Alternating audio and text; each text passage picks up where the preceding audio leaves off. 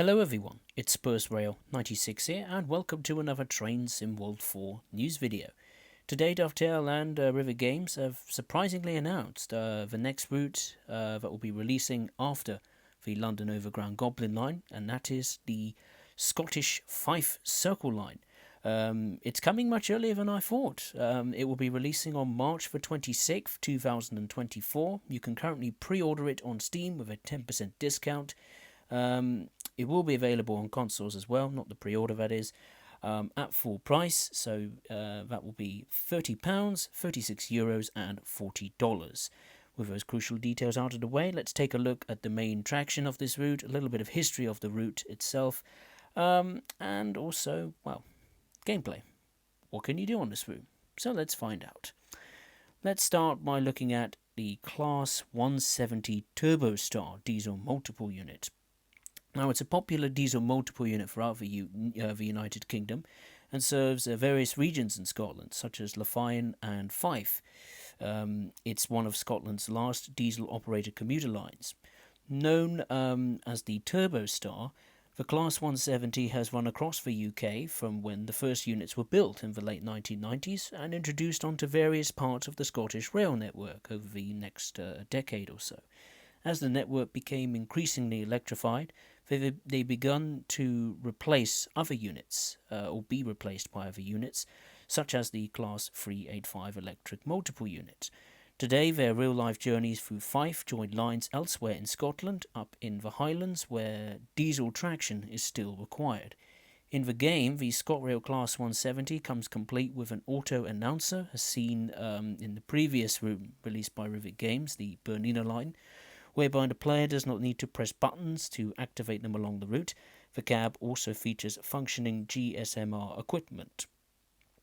Given the Class 170's reach has over time extended to many other parts of the British rail network, they have appeared in real-life areas covered by other routes seen in Train Sim World, such as the Glasgow Cathcart Circle line, the Scotrail Express, the Birmingham Cross City line, Midland Main Line, London Commuter, or the Brighton Main Line, and the East Coast Main Line through a multitude of current and former operators. Now, in terms of the route itself, the main terminus is at Edinburgh Waverley, which is shared between this route and the previous Scottish route, the Scotrail Express Edinburgh to Glasgow route.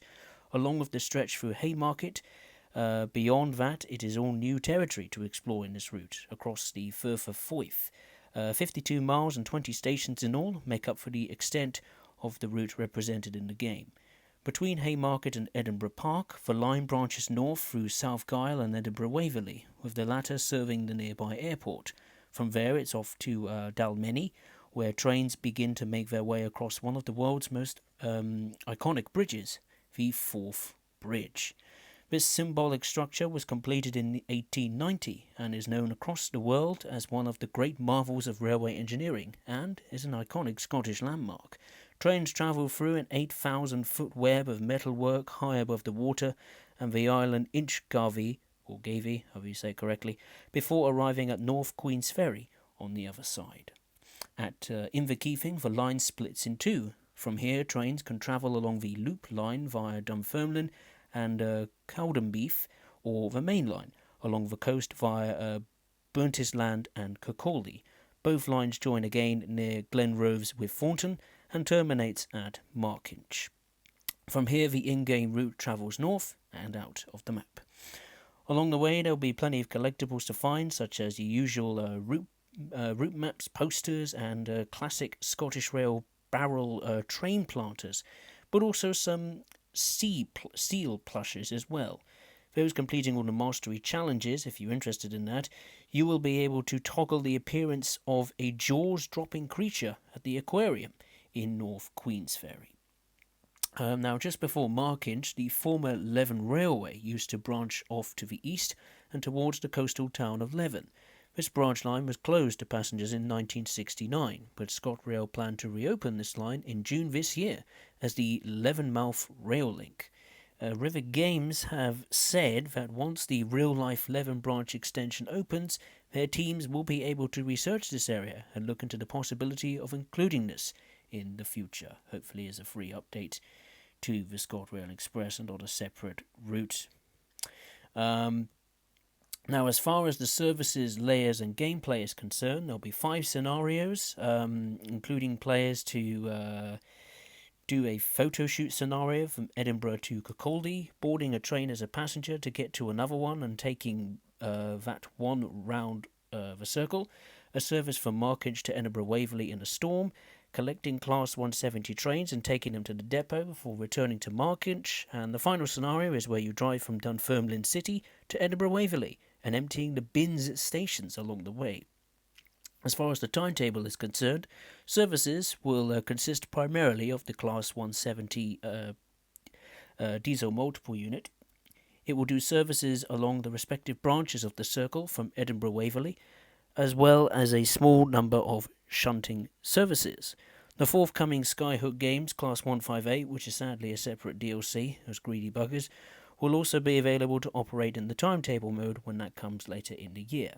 Players that own the Scotrail Express Edinburgh to Glasgow route will see plenty of services for the Class 385, which will be a service layer for the one with the 170, with many Edinburgh-bound services playable between Haymarket and Edinburgh Waverley. The majority of players will also see the East Coast Main Line come into play in the form of the London and North Eastern Railways Class 801 Azuma that appears as AI only at Edinburgh Waverley. And yeah, that's pretty much it. Overall, I'm not convinced by the 170. I don't know why.